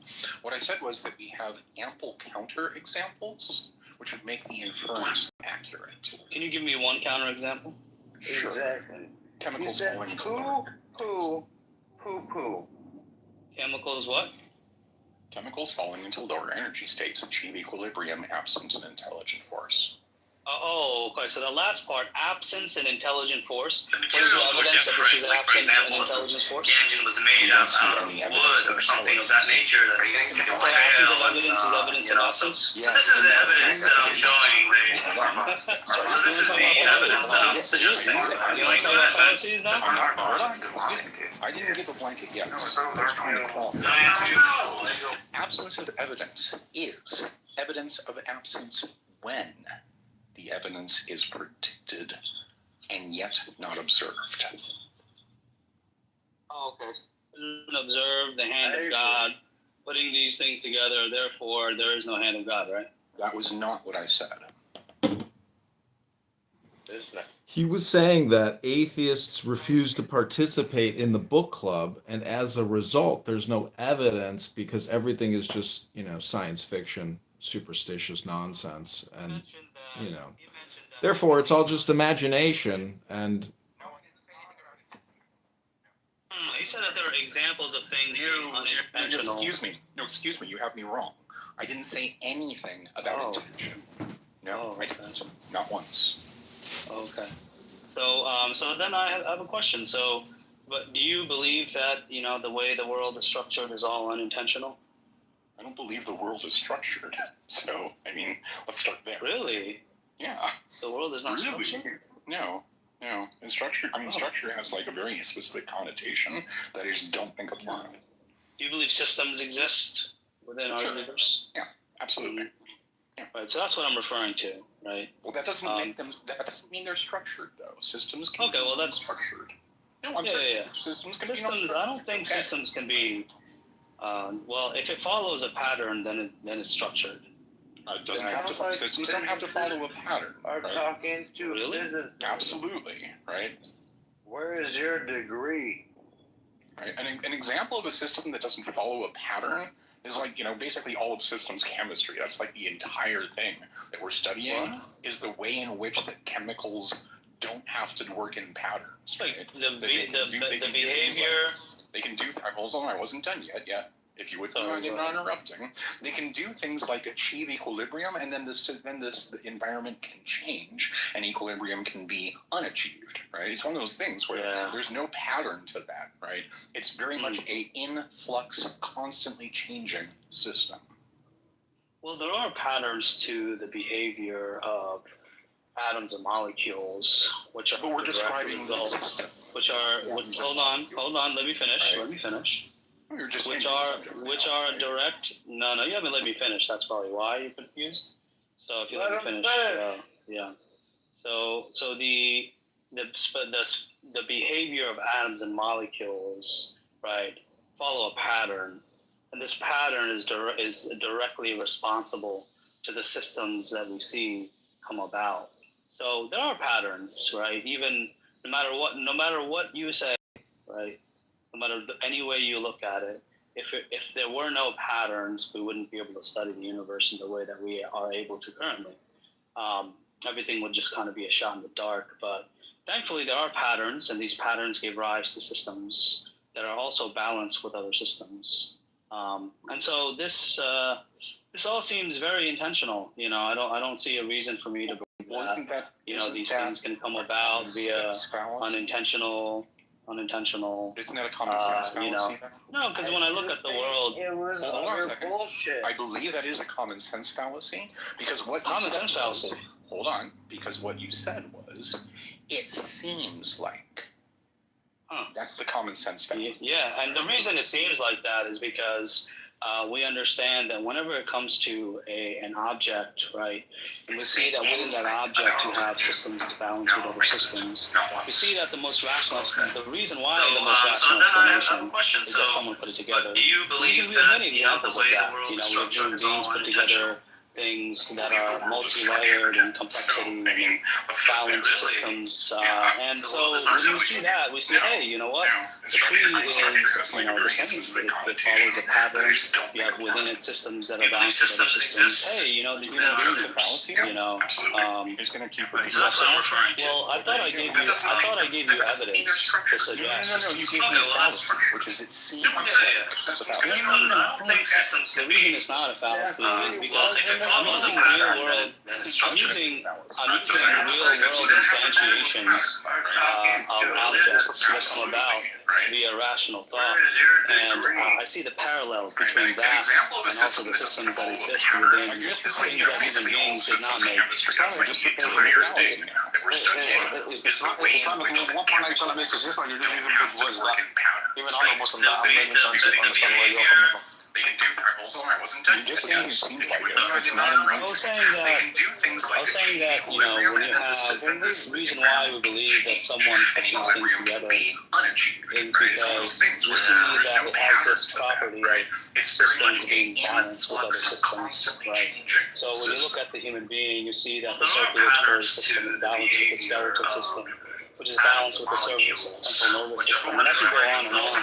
But digestive system. I can go on and show how, because they all work together towards a common purpose, which is to try to keep you alive, that this was intentional because we see the same thing with things that we put together, right? Objects that we put together, when we put them together, the same thing's achieved. We have multiple layers of complexity that all work towards a singular purpose. So I'm just drawing a parallel to... No, I don't think that's a big question. No matter what you say, because what you said any way you look at it. For intention, therefore it's intention because it seems. No.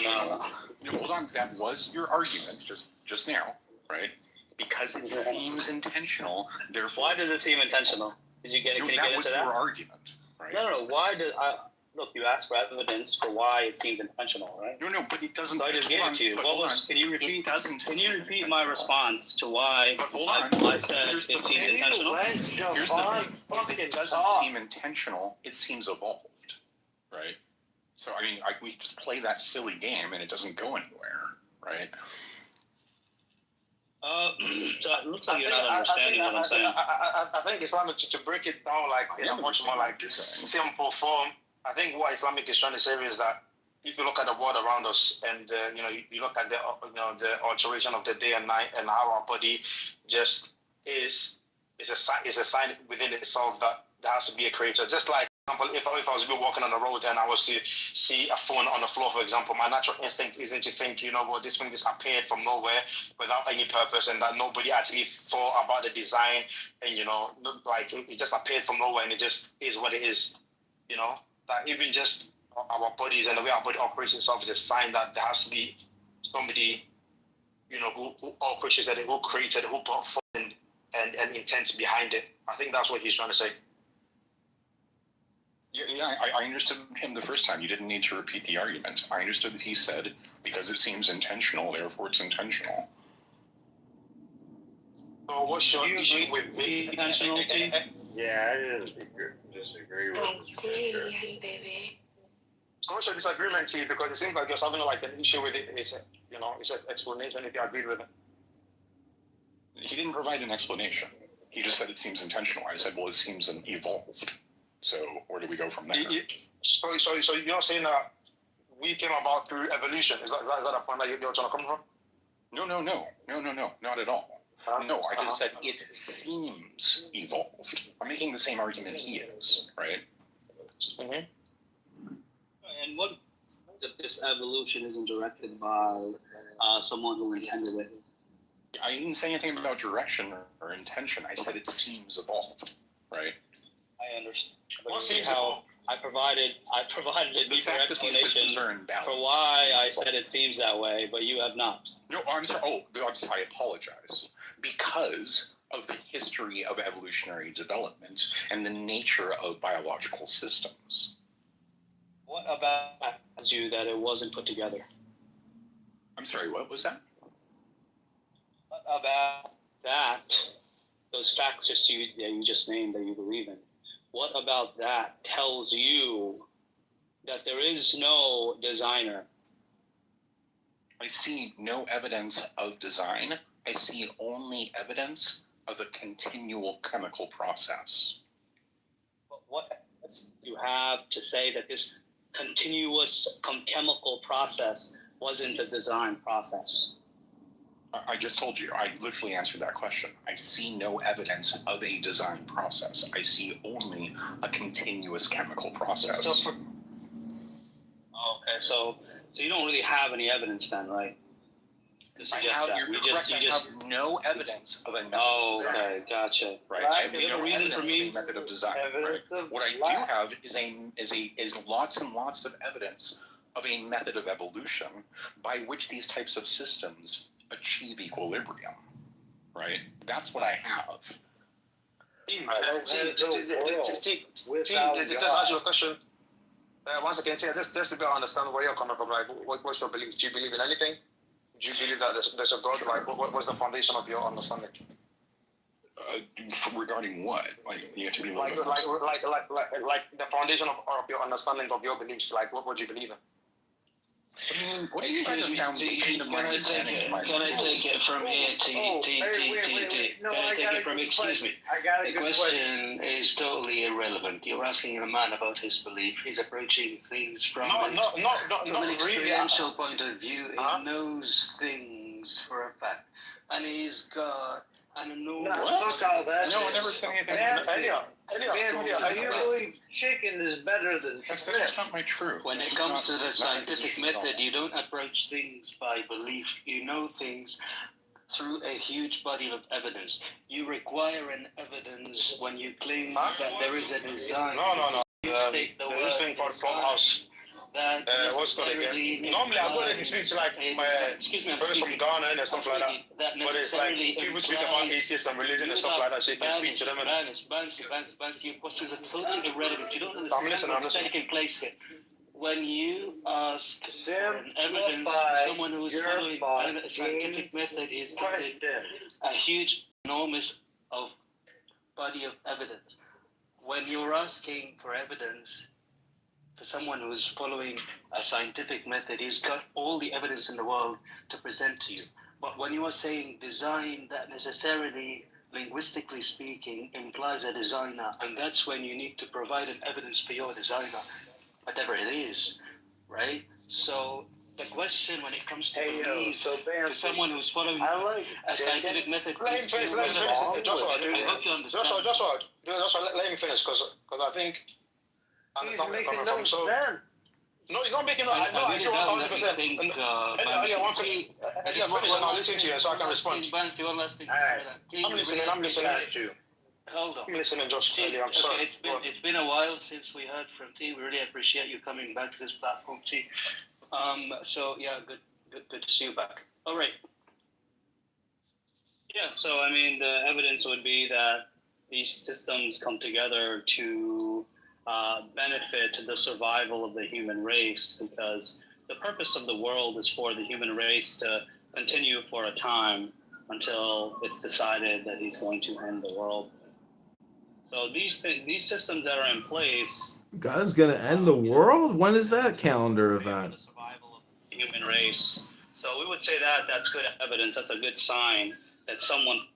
Why are there police sirens in your background? They're coming to get back to you. It's totally irrelevant. Anyway, Islamic, that was a good speak? Unfortunately, it comes down when it comes down to design. You need to provide evidence for your designer, Islamic. So you're begging the question. It's all about you providing an evidence for your claimed designer. That is basically inferred from your analogy of design that you're stating. Earlier, Can I speak now? Because you made a very good point. Can I speak and answer you? Yeah, go ahead. Okay, so I agree with you when you say the claim is upon the claimant. So I agree with you 100%. But obviously, I'm only coming into this conversation, and you understand my belief as a Muslim, but equally as well, I need to understand where because all the points that I bring to you, you're gonna disagree with it based upon the belief that you believe in. So I'm guessing you believe in the scientific method, right? Nancy, with all the respect to your belief and to your religion and to everything that has to do with it, it isn't about belief. Belief is one approach to come to understand existence. Not every single person approaches existence or tries to understand existence through belief. There is the other method, which is just knowing stuff through first-hand experience, through scientific evidence. You don't have to believe things. To believe something necessitates that you have got nothing, you have got no idea about what it actually is, and that's why you believe in it, because you don't know what it is. So you have to take someone's word for granted. Not really. That's a totally different approach. So not every single person has to believe in something. Okay, I'm gonna let you finish. You go around and throw your claims around everyone that you believe in something. The other person believes in. People don't believe. I don't approach things through belief, for example. You see, I have to believe in things. I know things. Some things I don't know. I humbly say, I don't know what you're talking about. Period. That's it. So, Ilya, that's definitely not how epistemology works. You're not speaking. Hold on just 1 second. You're not speaking for everyone's epistemology there. Earlier, again, you keep speaking over me. So whenever I try to make my point, then you keep cutting me. While I keep listening to the point that you make, even though I don't agree with it 1000%. Like for example, you mentioned that the belief is based upon something that you can substantiate. There's two types of belief. There's belief that you can substantiate with evidence and proof. Like for you, for example, if I was to ask you, do you believe that your mother is your mother? You would say yes, even though you may not have proof that your mother is your mother. Because it wasn't like you can't remember. The only thing you have is a birth certificate saying that you was born at this hospital and this person was your mother. You know what I'm trying to say? So I think that argument doesn't really make sense to me either. I think there's two types of beliefs. Belief that you can substantiate with evidence, and there's belief that is based upon no evidence, of course, because you just believe in it out of hearsay. But to go back to the conclusion, say it again. I have a rebuttal to that. Okay, go on, I'm listening. Okay, Bouncy.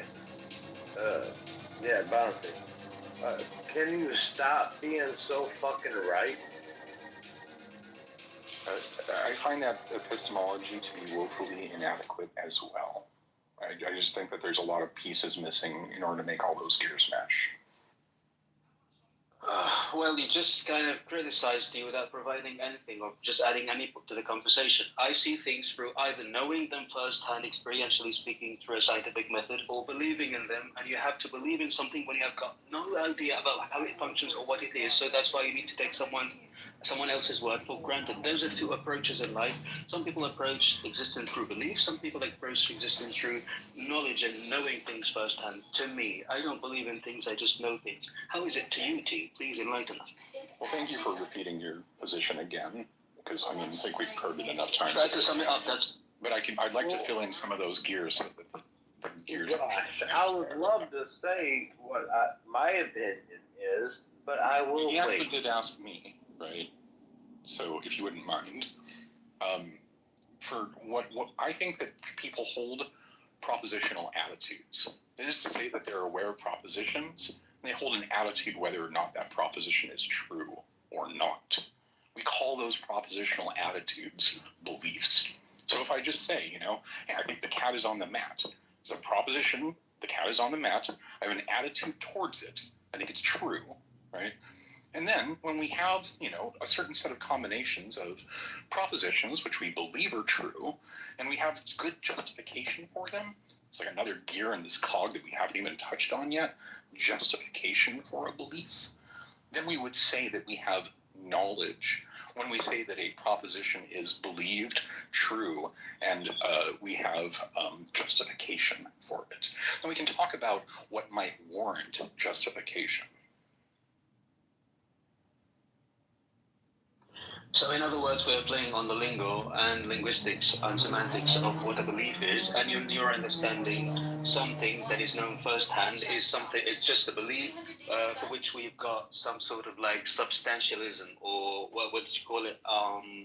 Substantial evidence, probably. I'm trying to. No, I didn't say anything about evidence. I said justification. And no, I'm not playing on words. You started by providing a semantic, and I'm pointing out the reason why I think the semantic that you provided is incomplete.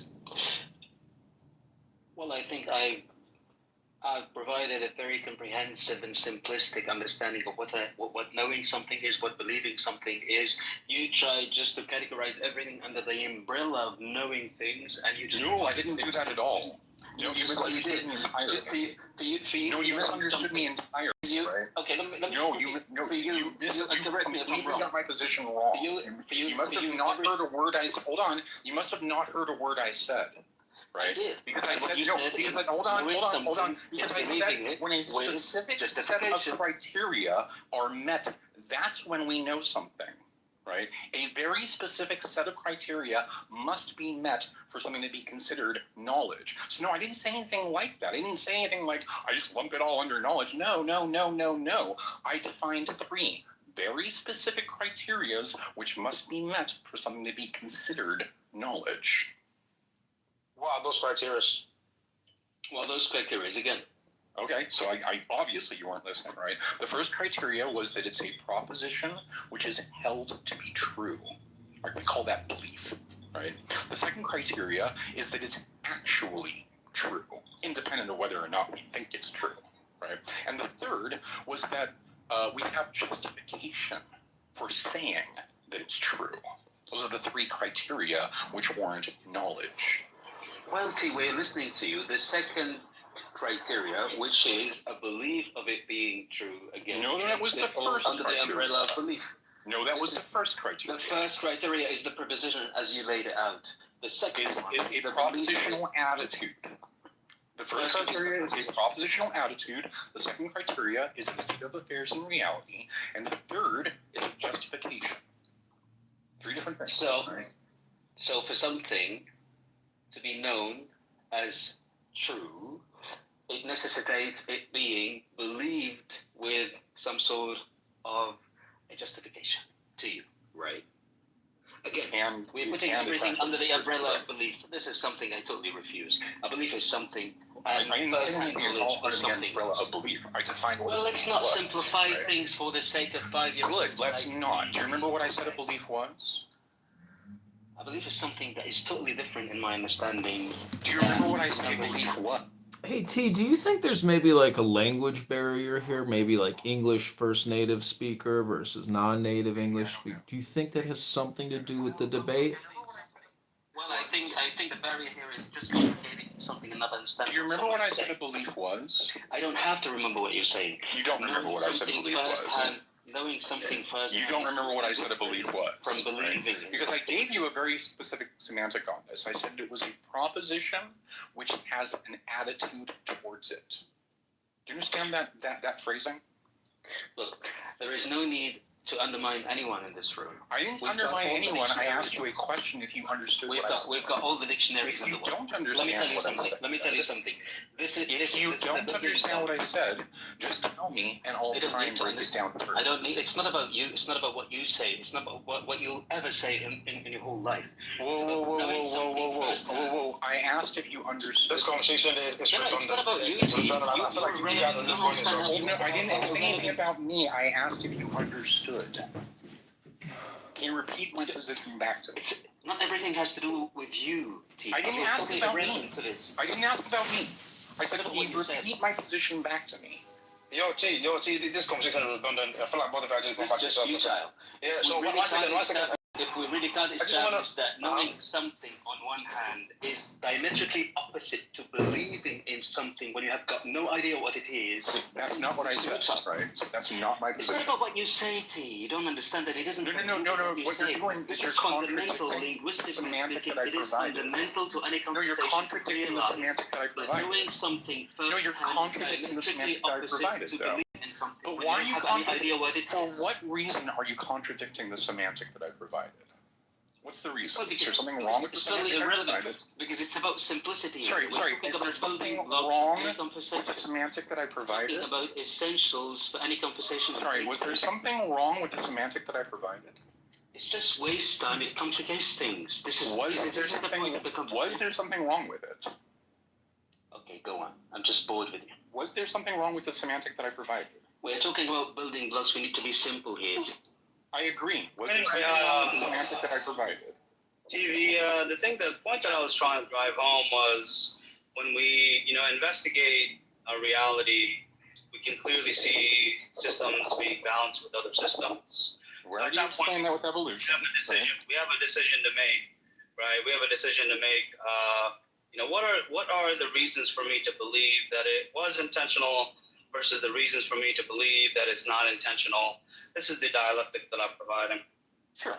So the reason that I would think that it was intentional was that there was evidence of some will which was intending it. That's the reason that I would think it's intentional, right?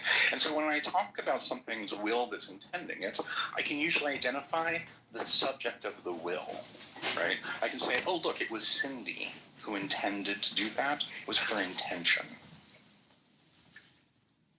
You have to see the intender in order for something to be intended. Is that what you're suggesting? No. That's how I label it, how I locate it, right? Like, what if you were unable to locate? Without an intender, I'm not sure how I would locate intention.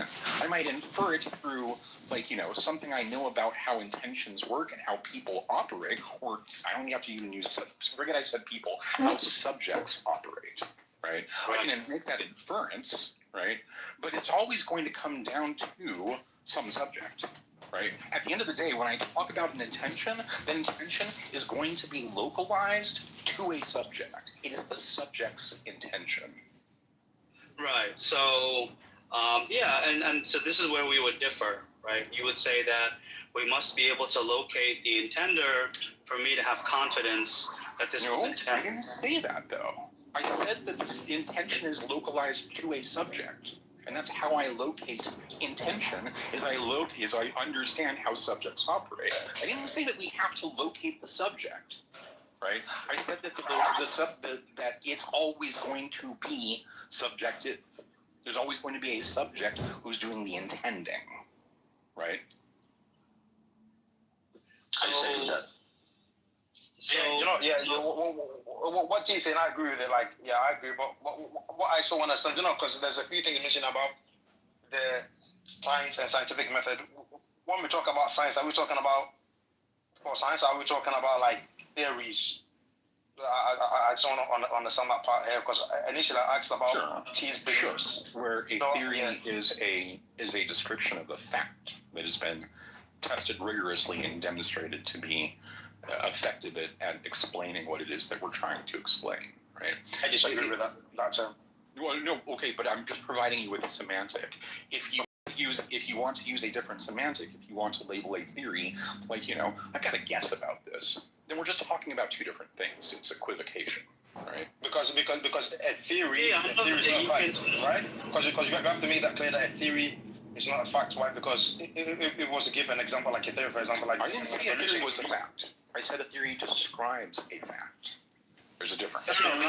One second. I just wanted to get clear on T's understanding. I'm trying to understand his answer. Is it necessary to determine who to point at, be able to see or have some experience with the intender? Right. I answered this already, right? And you said no, right? I answered. Allow me to say it again. I might make an inference based upon my understanding of how subjects operate, right? Based on my understanding of how cars are manufactured, when I see a car I've never seen before, I might make an inference about the intention there, simply by virtue of the knowledge of how subjects operate with intention. So I don't necessarily have to know that it was in fact the Ford Motor Company, Detroit, Michigan plant that did it, right? I don't have to know that it was the CEO or the designer that did it. I can make an inference that there was one. based on my knowledge. So why can't you apply that to?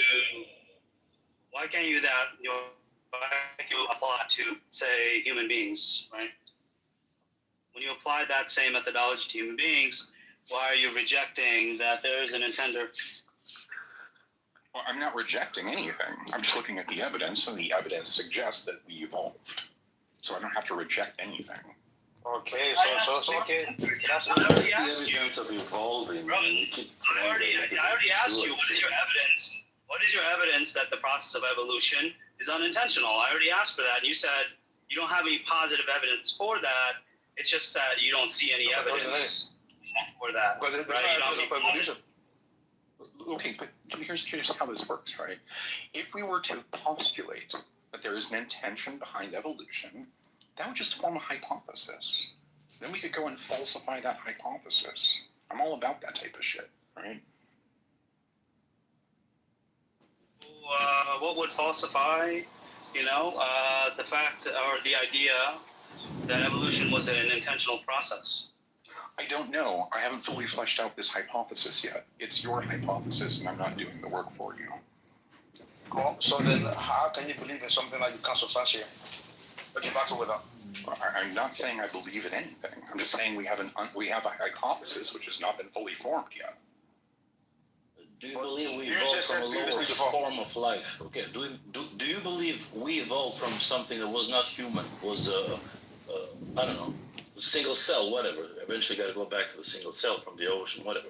So do you believe that? Do you have that faith? All evidence suggests that all of life today is a continuation of an unbroken process that leads all the way back to a single cell. You have no evidence for that, man. That's faith. Excuse me. You're more religious than we are, man. Excuse me. I think you meant to ask the question, not tell me what I have. Yeah. Right? Show us the evidence. We came from. Just pick up something recent, like the apes or whatever. 2 million years ago, supposedly from Lucy or whatever. Show us that link. So, for example, like the fossil record would be evidence of that. Right? Yeah. Well, what is that? Show us. Where is that? I think he's. I'm sorry. I just did the fossil record. What does it show? What does it show? It shows Lucy. Lucy, and what? Excuse me. Do you see the issue? The issue here, that we evolved from apes. Right? The issue here is that he can't provide any evidence that this was an unintentional process. That's what I was highlighting. Once again, Islamic and urban. So it sounds like you're just going around in circles. So then, initially, when I asked you that do you believe in evolution, you said no. But then previously, you said you subscribe to the understanding of evolution. So, explain that to me so I can understand. Am I correct here? I said what now? That makes no sense. That makes no sense. Like what you just said. Let me finish. Let me explain it. So, you said that you said that you don't believe in evolution, right? When did I say that? Well, do you believe in evolution, yes or no? Just so I can understand. I observe evolution occurring. When you say observe, give me one evidence of you observing evolution occurring. Sure. Populations of genetic organisms accumulate change over successive generations, leading to increased biodiversity through natural selection. See it happening all the time. So, do you think mutation in genetics is a requirement of evolution?